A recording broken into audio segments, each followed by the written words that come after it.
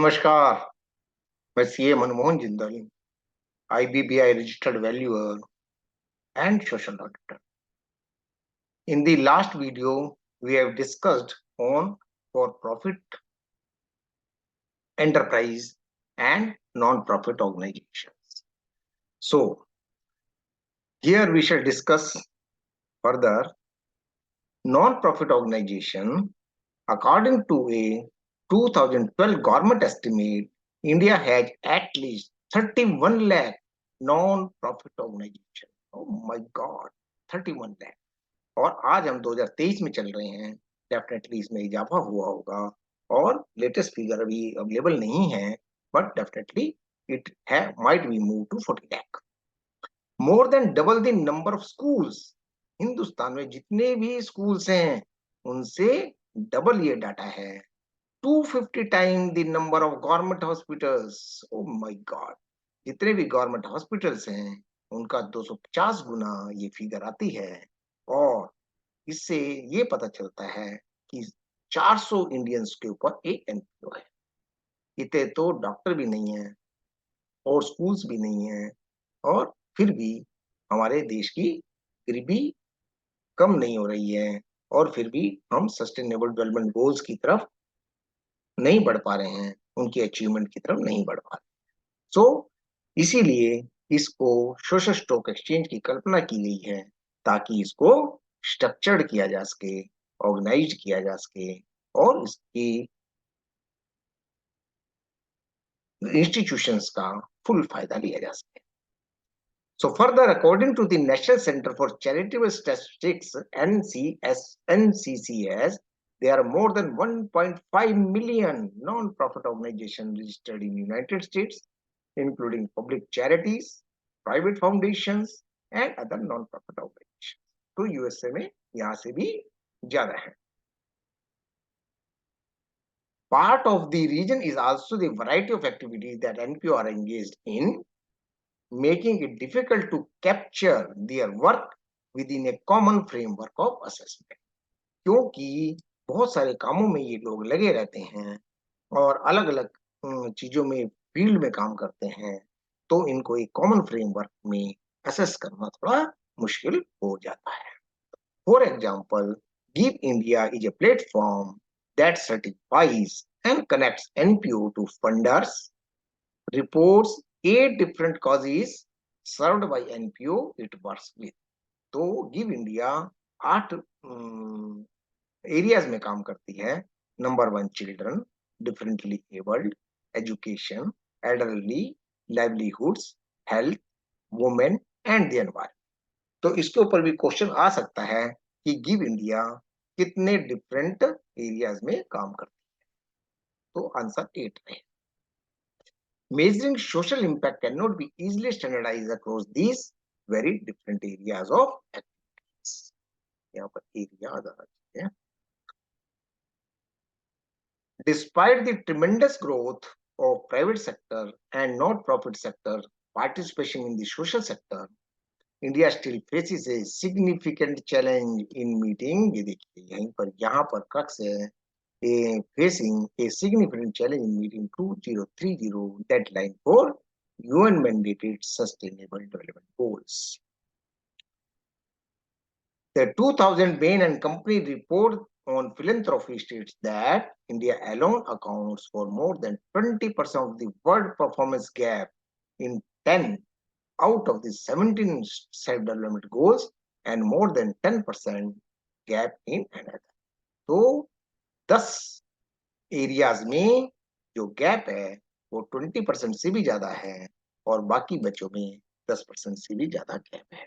तो हिंदुस्तान को बहुत तेजी से काम करना है, बहुत समझ करके काम करना है, और इसमें ये establishment of social stock exchange will play a great part. We hope like that.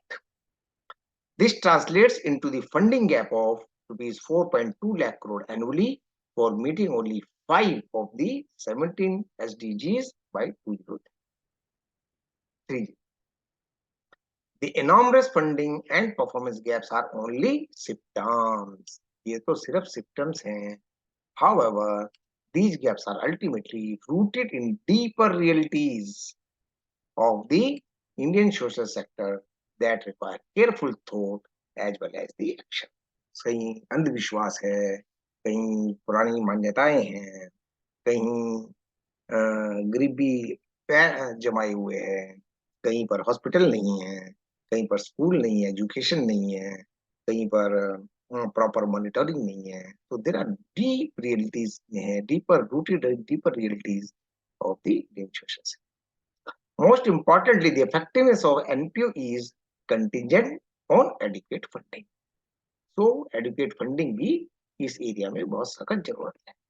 Funding itself, however, contingent on the demonstration of impact or outcomes. So, जितनी ज्यादा इसमें फंडिंग होगी, वो का इम्पैक्ट और आउटकम्स पर डिमॉन्स्ट्रेशन आएगा ही आएगा. NPO take a variety of legal forms such as societies, trust and not-for-profit company. ये पहले भी हम लोग पढ़ चुके हैं कि NPO में कौन कौन सी चीजें शामिल हैं. All NPOs must be registered under Section 12A of the Income Tax Act 1961 and file income tax return as per the provisions of the Income Tax Act 1961. तो अभी तो ये भी आ गया है कि जिन लोगों ने 12A में रजिस्टर ऑलरेडी किया हुआ है, उनको 12AB में भी रजिस्टर करना है. Upon assessment of these returns, an entity is granted an exemption of tax status for the particular. तो ये जो लोग दान लेते हैं, ग्रांट लेते हैं, वह उन लोगों को एग्जेम्पशन में भी ला सकते हैं. तो लोगों को एग्जेम्पशन का फायदा 80G में दिया जा सकता है यदि वह ट्रस्ट या नॉन एनपीओज प्रॉपर गवर्नमेंट के बाद रजिस्टर्ड हो और उससे बकायदा इस बारे में टैक्स एग्जेम्पशन की छूट. And NPO can extend that reduction to it donors, can extend that reduction to it donors upon get approval under Section 80G of the Income Tax Act 1961. So, about 70% of the funding of these organizations come from the 4 sources. तो इसके ऊपर भी question आ सकता है कि वो 4 sources कौन से हैं, इसके ऑप्शन आ सकते हैं, या 4 भी नंबर भी हो सकते हैं कि कितने नंबर से 4, 3, 2, 1 इस तरीके से भी क्वेश्चन बन सकता है.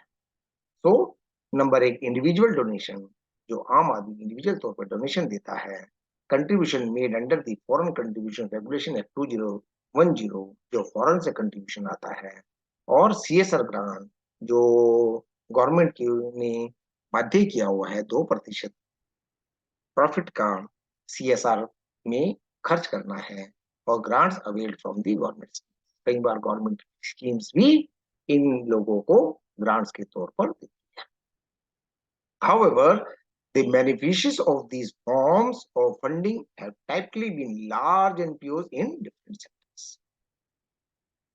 As of 2018, there are only 1.8 lakh institutions who had registered and claimed tax exemption status. तो 1,08,000 है इंस्टीट्यूशन, जबकि हमने पिछले पढ़ा था कि यहाँ पर तो बहुत ज्यादा रजिस्टर्ड है, 31 लाख हैं, और जो उसको स्टेटस मिला एग्जेम्पशन का only for 1.8 lakh institution who had registered and claimed tax exemption status. Among them, about 12% had obtained FCAR funding and only 11% had obtained CSR funding. The number is even lower for grants from the government schemes. तो government scheme से और भी ज्यादा कम. While there are eligibility requirements that govern access to these institutional sources of funds, access to capital, even for entities who are eligible, remain a key concern for much of the sector. So, donations to NPO from institutional investors or institutional sources that are not tax deductible are typically permitted to be spent only towards programs as a safeguard against their misuse. Non-program costs such as rent, utilities, staff training, research, etc. have to be borne by NPOs from internal resources. तो इसके ऊपर भी question आ जा सकता है कि rent कीजिए non-program cost. It is to be borne by the NPO or the other persons. So this has produced the so-called starvation cycle. This is very, very important line. The starvation cycle क्या होता है? Constraining NPO's ability to invest in essential organization infrastructure and impeding their growth. तो ये जो है इनके ऊपर जो कोस्ट पड़ता है ये स्टारवेशन साइकिल प्रोड्यूस करता है और एनपीओ की एबिलिटी को उनमें एसेंशियल ऑर्गेनाइजेशन इंफ्रास्ट्रक्चर में इन्वेस्ट में और उनकी ग्रोथ में बाधक बनता है. In general, raising funds from tax exemption donations is an attractive option as this offers a source of funding without stringent restrictions on non-programmatic spends. However, being smaller in size and spread over multiple individual donors, these donations are difficult to source and sustain. So, enabling structures with an indemnity to help aggregate donations from multiple individual donors would be an innovative solution that can provide an important source of funding.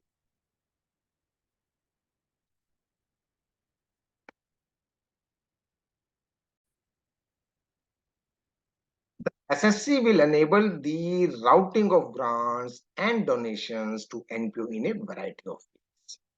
But it will go further, is also enabling the routing of risk capital to NPO. As per ICDR Regulation 2018, not-for-profit organization means a social enterprise which is any of the following.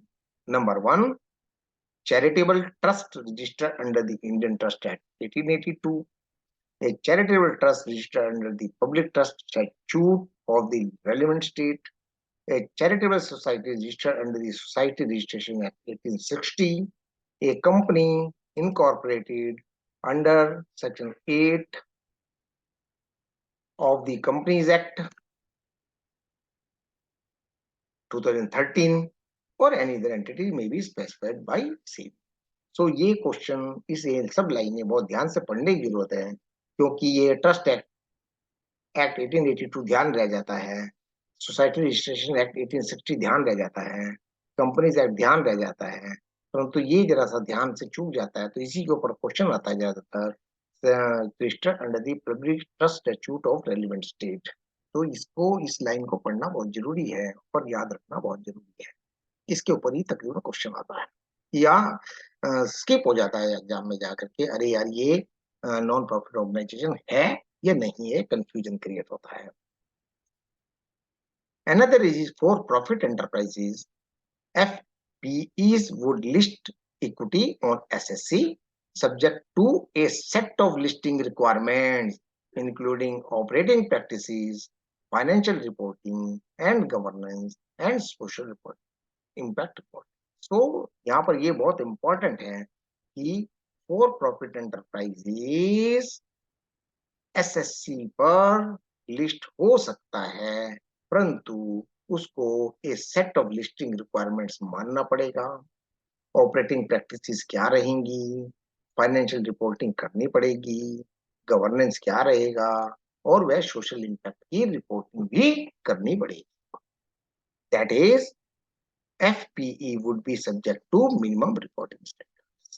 So this is also according to ICDR Regulation 2018, a for-profit enterprises means a company or a body corporate operating for profit, which is a social enterprise for the purpose of ICDR regulations and does not include a company incorporated under Section 8 of the Companies Act 2013. तो क्योंकि section 8 company पहले ही NPO में ही शामिल हो जाती है, company incorporated under section 8 of the companies act 2013, it is a non-profit organization, so it is not a for-profit organization. In addition to the existing eligibility criteria or disclosure requirement, FPE shall have to be eligible as a social enterprise and shall have to make additional disclosure. In terms of social impact.